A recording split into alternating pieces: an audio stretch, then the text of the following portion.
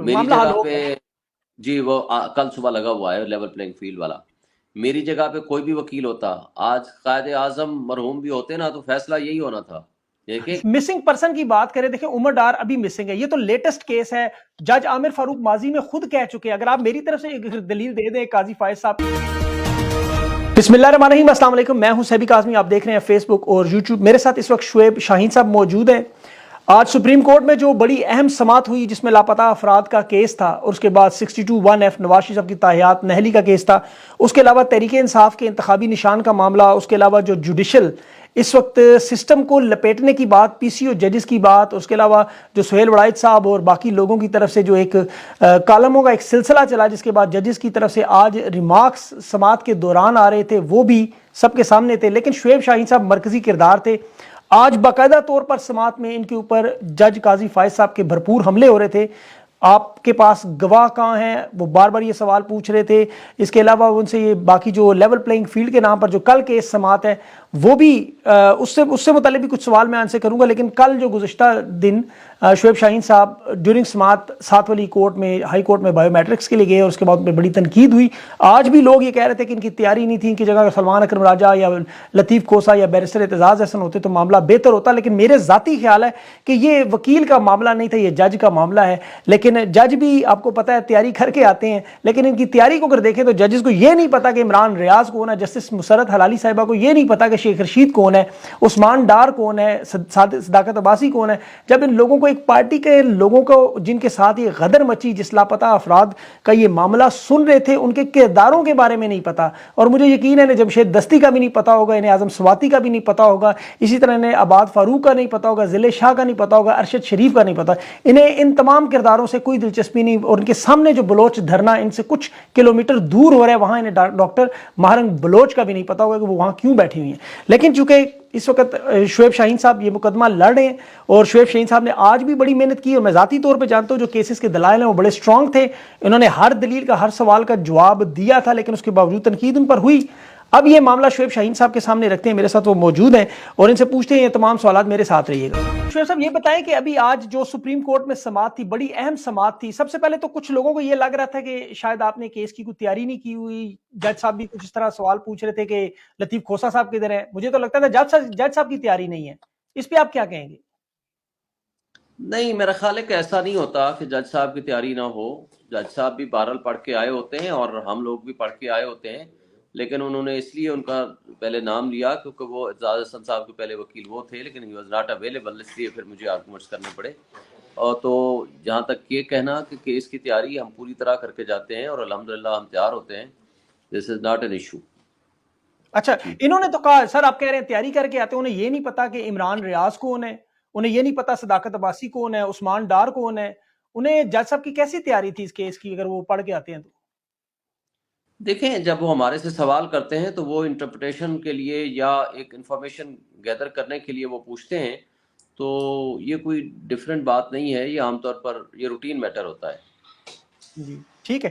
اچھا, ابھی گواہ کا معاملہ سر بات ہوئی, آپ نے کہا کہ میں اس میں گواہ موجود ہوں, پورا پاکستان گواہ ہے. جو اس وقت جو غدر مچی ہوئی ہے, کاغذات نامزدگی چھینے جا رہے ہیں, امیدوار اٹھائے جا رہے ہیں, ریٹرننگ افسران کے لوگ پکڑے جا رہے ہیں, لیکن کیا یہ بہتر نہیں تھا کہ اگر آپ عثمان ڈار کی والدہ کو لے جائیں یا عمران ریاض کو کسی طرح گواہ کے طور پر لے, آج ان کی ٹویٹ بھی آئی میں تو جانے کو تیار ہوں, تو اگر کل ان کو گواہ کے طور پر بلا لیا جائے؟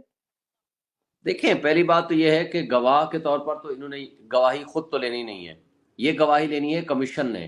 ان کو میں نے بتایا ہے کہ پورے پاکستان گواہ ہے, جس طرح لوگوں کو اٹھایا گیا, کن حالات میں ان کو رکھا گیا, کون لے کر گیا, اور کون واپس چھوڑ کر آیا, کس طرح ٹی وی شوز پہ ان کو پہنچایا گیا, اور کون کون ملوث تھے. اس میں عثمان ڈار کی اپنی اسٹیٹمنٹ آ چکی ہے, اس میں شیخ رشید کی اپنی اسٹیٹمنٹ آ چکی ہے, اور یہ سارے ایویڈنسز موجود ہیں, اور یہ ایویڈنسز کلیکٹ کرنے ہیں ہائی پاورڈ کمیشن نے, جب وہ کمیشن بنے گا.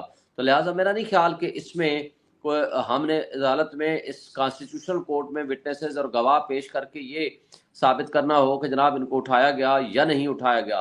یہ تو سارا پاکستان جانتا ہے, ساری دنیا جانتی ہے کہ کس طرح پارٹیز تبدیل کرائی جا رہی ہیں, کس طرح ظلم و تشدد اور بربریت کا ماحول قائم ہے, یہ سب کو پتا ہے. اور بلکہ یہ بھی سوال ہوا کہ صرف ایک ہی پولیٹیکل پارٹی کے لوگ کیوں اٹھائے جا رہے ہیں. میں نے کہا جن لوگوں کو ظاہر اٹھایا جا رہا ہے تو ان کا ہی گریبن سامنے آئے گا نا.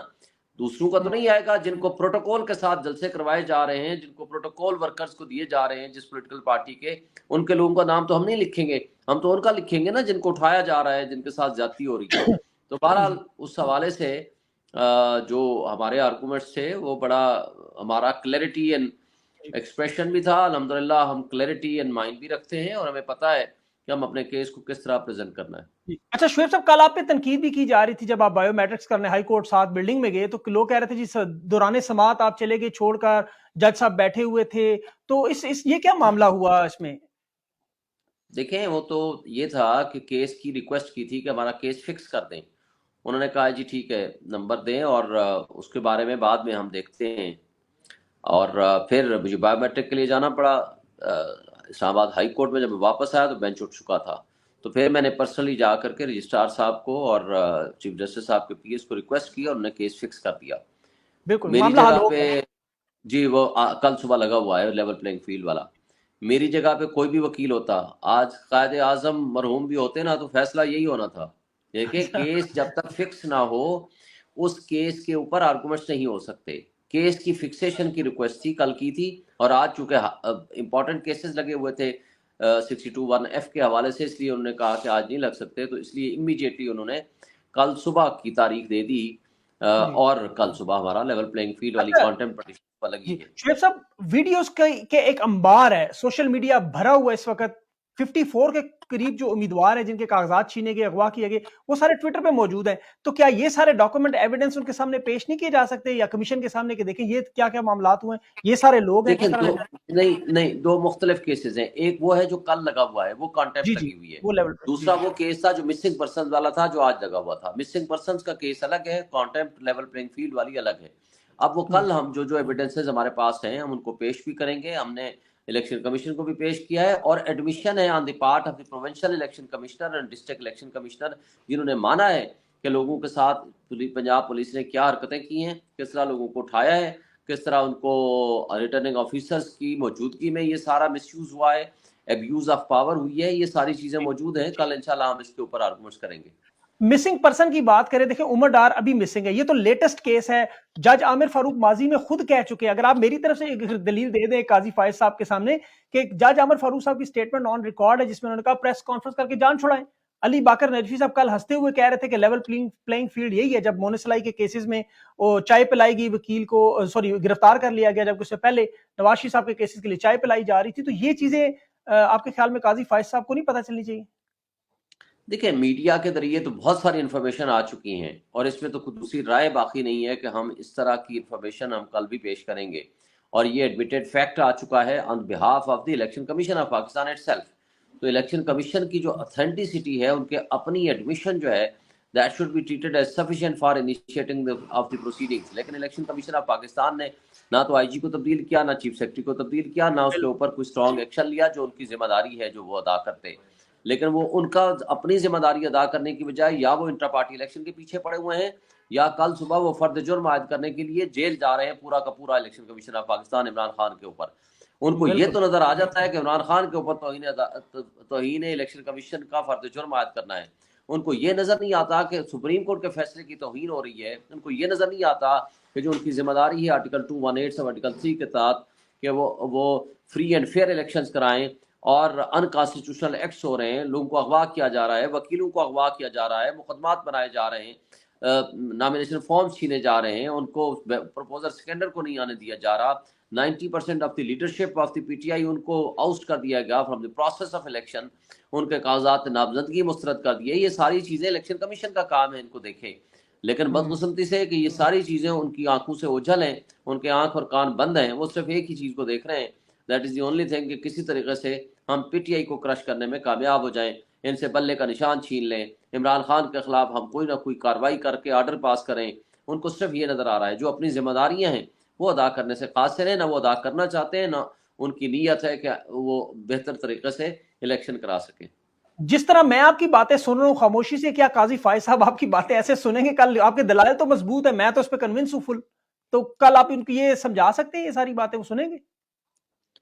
اب یہ تو میں نہیں کہہ سکتا کہ اللہ آپ کو بھی جج بنا دے.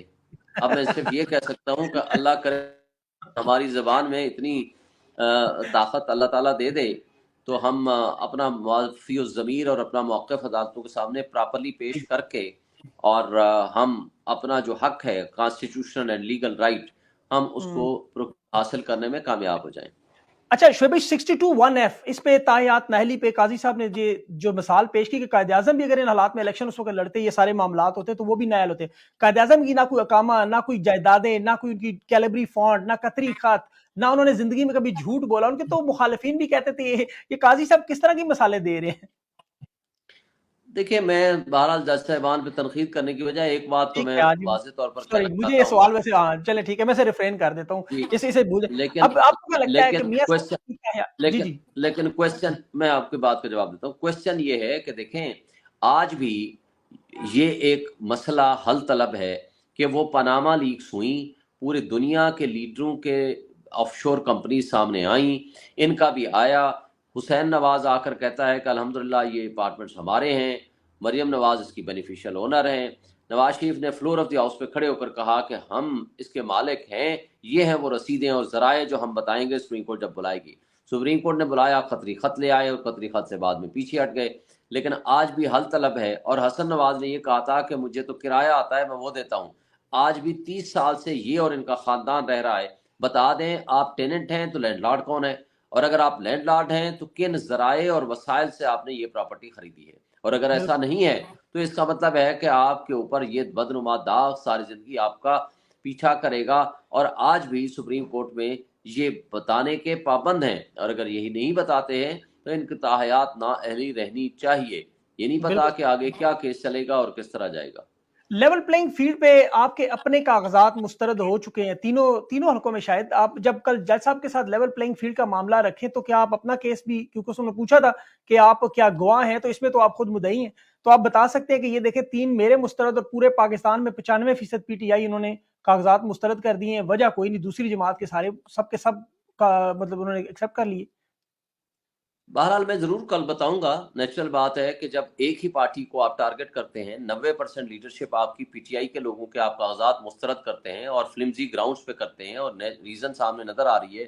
پہلے آپ نامینیشن فارم نہیں دیتے تھے، وہ اگر جو لینے میں کامیاب ہوئے وہ بھی سپریم کورٹ کی ججمنٹ کے آرڈر میں، وہ بھی کچھ پھر بھی لوگ رہ گئے. پھر پروپوزر سیکنڈر آپ نے اٹھا لیے، پھر کاغذ آپ نے اٹھا لیے، پھر لوگوں کے اوپر ظلم و تشدد کیا، اور پھر بھی اس کے باوجود پیش ہو گئے، بچ گئے، چیزیں سیٹل ڈاؤن ہو گئی.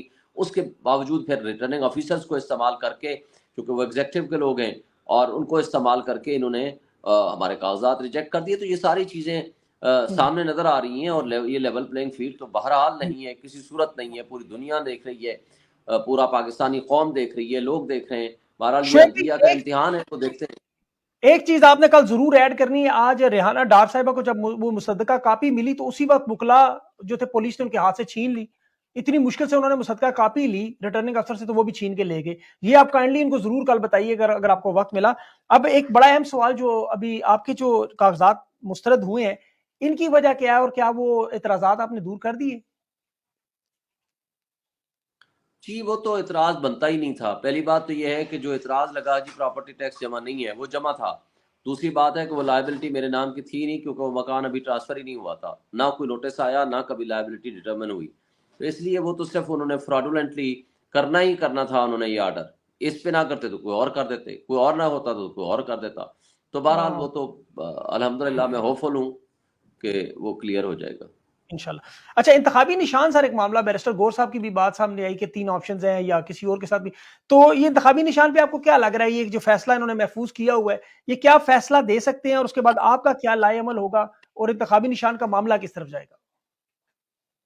دیکھیں میں ہوپفل ہوں. آپ پاکستان میں ایسا الیکشن کیسے کرا سکتے ہیں کہ جہاں آپ آج بھی 80 سے 90% ہماری پاپولیرٹی ہے، پی ٹی آئی ہے، عمران خان کی پارٹی ہے، آپ ان کو پروسیس آف کمپٹیشن سے الگ کر دیں کیونکہ جمہور نے فیصلہ کرنا ہے، آپ ان کو بلے کا نشان ہی غائب کر دیں، تو یہ کوئی الیکشن تو نہیں ہوں گے نا.